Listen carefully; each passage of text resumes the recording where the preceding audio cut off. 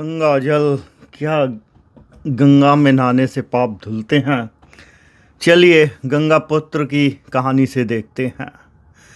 गंगा पुत्र जब तीरों की शैया पे लेटे हुए थे, तड़प रहे थे, उन्होंने अपनी माँ गंगा का आह्वान करा। माँ गंगा आई और उसने कहा, पुत्र क्या चाहते हो।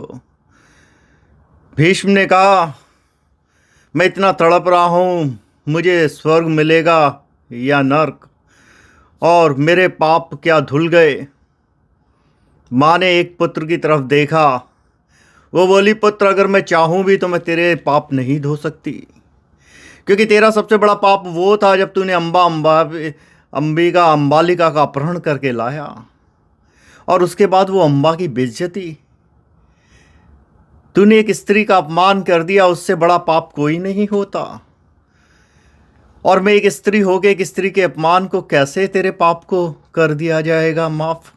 दूसरा, तूने अपमान वो करा जब द्रौपदी का चीरहरण हो रहा था और तू बैठा हुआ वहां देख रहा था।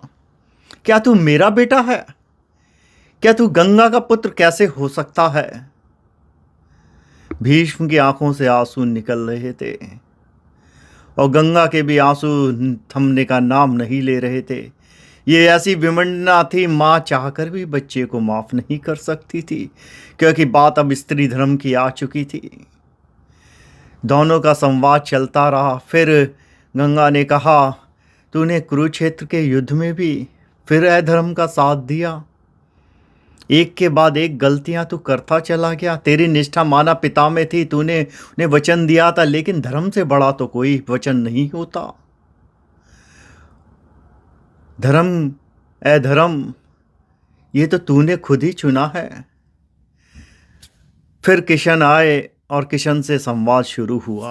अब यहाँ से ये जो देखने को मिलता है वो ये है, जो गंगा एक माँ है, वो अपने बेटे के पाप नहीं धो पाई, और उसने उसे बताए कारण। क्योंकि किशन आके कहते हैं, देखो ताश्री, कर्मों का तो भुगतान करना ही पड़ेगा, क्योंकि जीवन एक कर्म चक्र है और तुम्हारी माँ गंगा तुम्हें बता के जा चुकी हैं।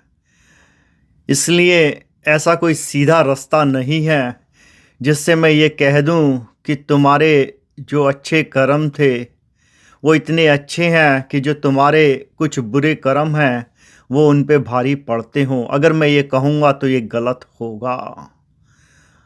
और किशन ने उन्हें आशीर्वाद दिया और कोशिश करी कि देखो शायद उनकी मुक्ति या मोक्ष हो।